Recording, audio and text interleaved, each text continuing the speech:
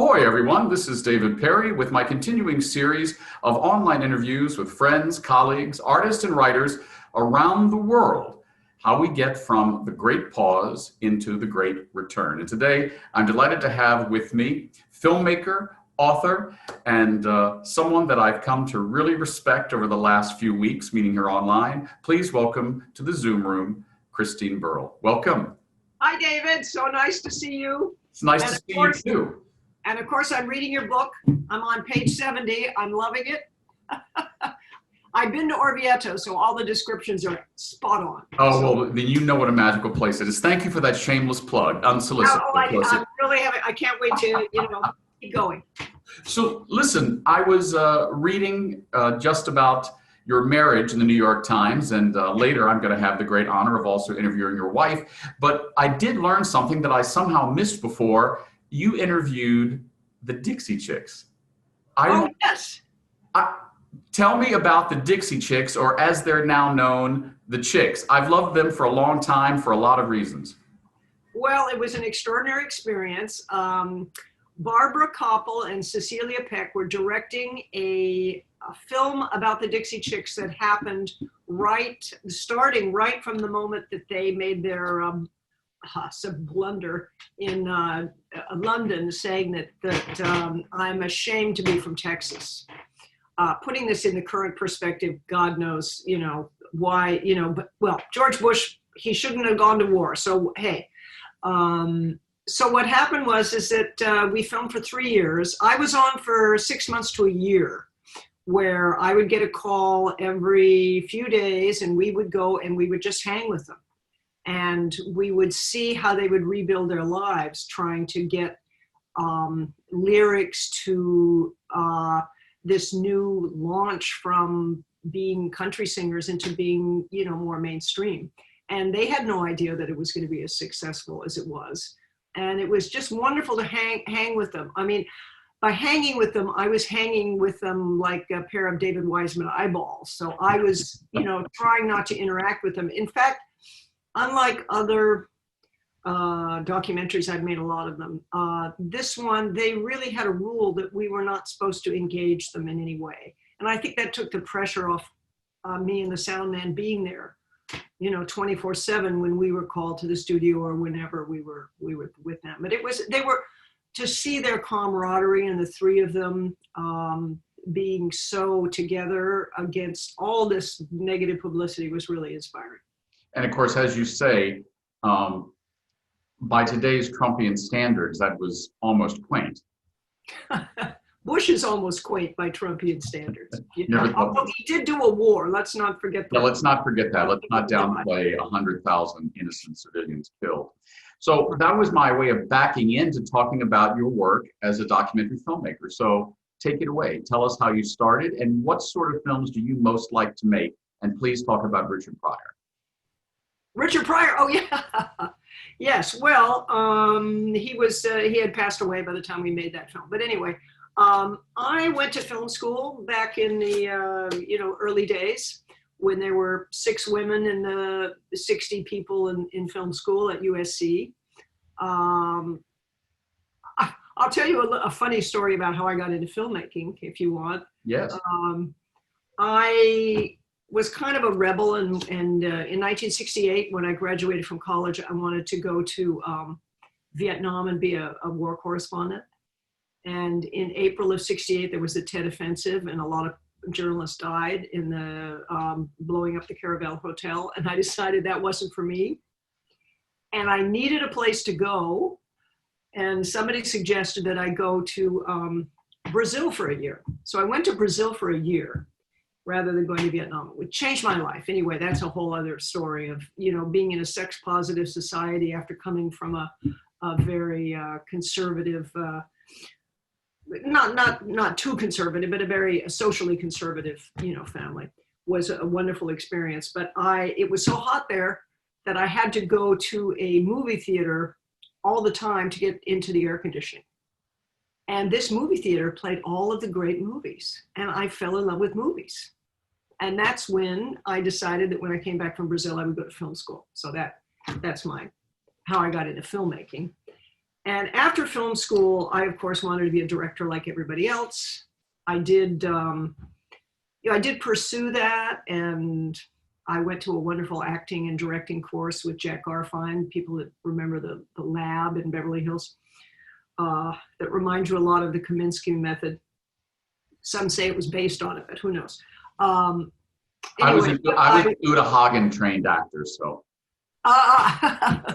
Yeah, so it was a great experience, but and I directed a short that won the Aspen Film Festival, that was called The New Maid, and back in 1980, the influx of Salvadoran women that suddenly came into the upper middle class and started cleaning their houses was a very new experience for Southern California.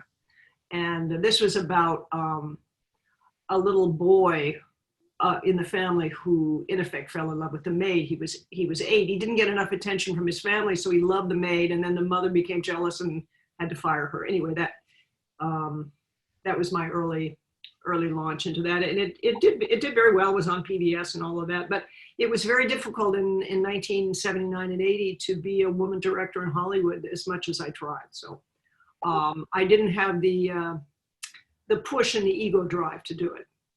So I decided that I would concentrate on cinematography and making documentaries. And I had a film collective back in the Film Collective days. It was called Focal Point Films with David Davis and Bill Yaris. And we made films about a theater workshop in Terminal Island Prison, about Homeboys, about a gang called Quattro Flats, and a number of other films. And then I just launched into being more of a shooter, because it takes a lot of money and energy and time to gather the money to make documentaries. So I was kind of a camera for hire. And that enabled me to go all around the world and do some extraordinary things. I went again with Barbara Koppel to Pakistan, where we did a film about women's rights that was hair-raising, about a women's shelter where an 18-year-old was fleeing from her family because they had tried to sell her as a bride to a 40-year-old, and she was in love with someone else. And it was a hair-raising experience, and very scary, because she was accused of the crime of self-abduction. She kidnapped herself. Anyway, and on and on. So I think the most amazing experience I had as a filmmaker was going to Afghanistan as a guest of the Taliban, and right before 9/11, a month before 9/11, where a wonderful Afghan organizer called Soraya Sadid was bringing money to women doctors. And so we were with the liberal wing of the Taliban, giving out money to pay doctors to see women.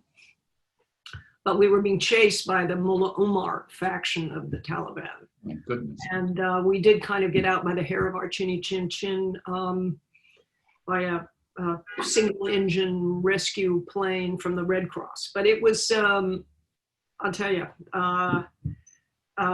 an amazing experience. So my time as a cinematographer has really been an amazing view of the world. So, and in the last, I would say, well, Richard Pryor, we were basically just interviewing people that knew him. I was a camera for hire, but the director's name escapes me. She's fabulous. She did the whole, it'll come to me. Anyway, I can't remember everything. What was it like after you got back from that experience with the Taliban and experiencing 9/11? What were your first thoughts? Oh, it was amazing, because I knew immediately that before that was talked about in the press, that this was probably a bunch of, Saudi dissidents, meaning, Osama bin Laden. I didn't know his name, but the woman we were with, Soraya Sadid, who wrote a beautiful book called, I think, Confessions from an Afghan guest house or something. She talks about our trip, and she talks about all her good works. But they were speaking Saudi. They were speaking Arabic in downtown Kabul, everywhere you went, and she could hear that because Dari is what they was what they would normally speak, one of the two languages. So so we talked on the phone, and we expected that this was 24 hours previous. The head of the Northern Alliance, the rebel group trying to take over Afghanistan, had been blown up by a Japanese cameraman who had come in, and somebody had put explosives in his batteries, and he blew up the head of the Northern Alliance. So those two things at the same time, so it was amazing. And I helped her do a letter writing campaign saying, don't blame the Afghans. And we wrote a bunch of letters to the editors, because it was unfair to blame the Afghan people when it was really a Saudi-led attack. So who's going to play you in the movie? Well, read the book, Confession, the Kabul Guest House, Soraya Sadid. It's a fabulous book if you want to see the portrait of somebody whose life work is earthquake supplies. Nothing deters her.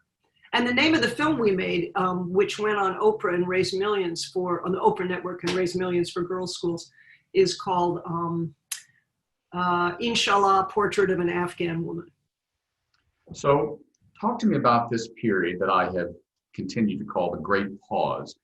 Where were you when you first, I wouldn't say heard about COVID-19, because it's kind of been an interesting calendar of when we all heard, but where were you when you first realized this was going to be life altering for you, but also for all of us?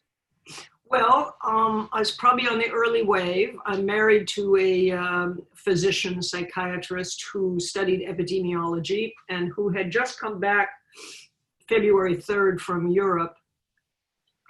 And she had already sent a email to all her friends saying, stock up on supplies and masks and this and that on January 28th.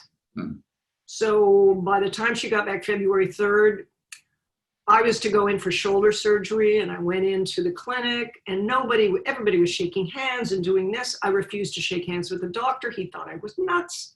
I was wearing a mask during the whole thing, February 10th.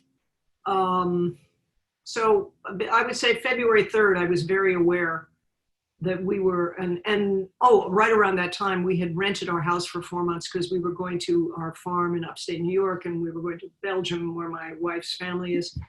And we canceled everything. We canceled our sublet. We knew that we would be in for the duration. I didn't know it was going to be as long as I didn't know that long, but we didn't know we were botching. We didn't know how Trump would botch the whole thing. So we thought it was going to be 4 or 5 months, Well, like in Europe, we thought, but it's not. We're an outlier.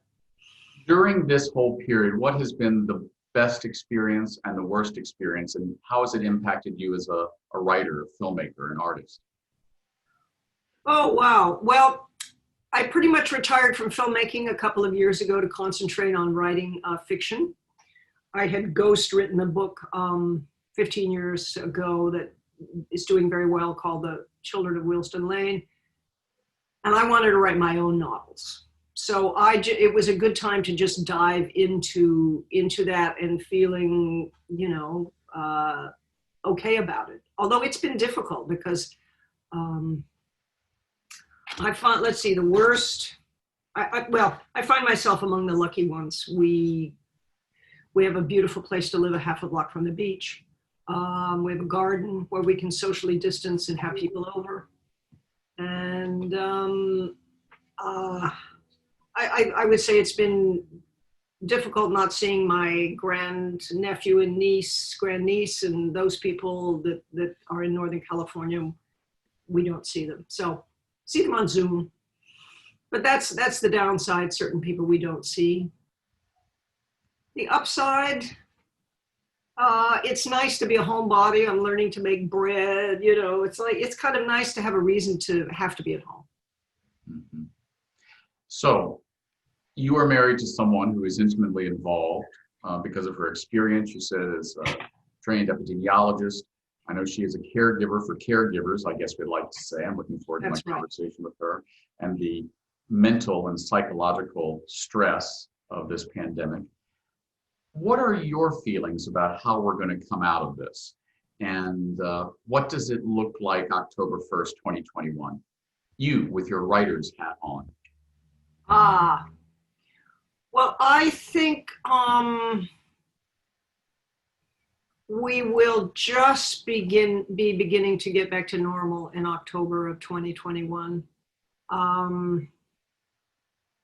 I think the world will have been, deeply shaken by it. And hopefully, I mean, if Biden wins, I would hope that we would have what we should have and what we will have, I don't know. What we should have is a feeling of solidarity about how we just came through something that was extraordinary, the biggest thing to happen in our lifetime, and where we take care of our fellow man. We call, it's like we've been having little sessions in our backyard with single people who are alone and kind of feeling shut in and only doing Zoom. And they've been so appreciative of these little acts of kindness. I would hope that they would, continue. What I worry about is after seeing The Social Dilemma, a documentary I highly recommend, that conspiracy theories will be so rife that we will still be at each other's throats by then. So I really worry about what social media is doing to our society. That's actually my greatest worry. Mm-hmm. Well, as my grandmother used to say, if ifs and buts were candies and nuts, we'd all have a Merry Christmas. So we'll see how it all turns out. Right. In our last few minutes, talk to me about what you feel as a writer you can do to help us get from the great pause into the great recovery. And how has it affected your writing? Are you writing differently now because of COVID than you think you would have? Of course, that's a complete... Well, you know what I'm not writing differently now, but I'm thinking differently about the books I want to write. Mm-hmm. I'm now, I wrote a book that was, that I'm still trying to get an agent for, about the Cambodian American community in Long Beach and the terrible trauma, this comes through my wife, that some of the older people have suffered and how it impacts things and in a murder mystery. And that was a very deep and thoughtful book. And then I decided to write something called 70 is the New Dead. A mystery about a woman turning 70, freaking out and getting booted out of her job from ageism. And it's kind of like an Agatha Christie thing. And it's light and it's not really fluffy, but it's much lighter. And as I'm re-editing that now, and I'm gonna finish that, but I'm taking a lot of notes about the things that I want to write about next that I think will be much more serious about maybe serious historical things that have happened, something taking place in the past in an epic that calls to me. But I think that my tastes are deepening now that I've gone through the light mystery period. But we'll see. I don't know. I've been on the lucky end of COVID where I haven't gotten sick. Many of my friends have gotten sick and they've all survived. So that's been good. So I don't know. Stay tuned. Any closing thoughts on what you would say to your younger self and what you would say to another generation of women writers and filmmakers coming up? Well, I've had some thoughts that I wished I had taken my writing more seriously 20 years ago, rather than shooting certain films where, but I had to make a living. So I was making a living, and I got tired of putting things in a rectangle. All right, especially if it's an interview film. So I wish I had taken my writing more seriously earlier, but so that's something that I have, trying to push away those regrets, because I had an amazing life experience of traveling around. I spent 12 years in and out of Indian tribes in the Amazon, but that'll be for another time. And I would say that, life is short is the main thing. Even when you're 16, really be where you are, because life is short. It's a great ride, and don't enjoy where you are. Thank you. That's great wisdom from filmmaker, writer, and colleague Christine Burrill. You've been speaking with both of us via Ahoy. We look forward to you next time. Ahoy. Ahoy.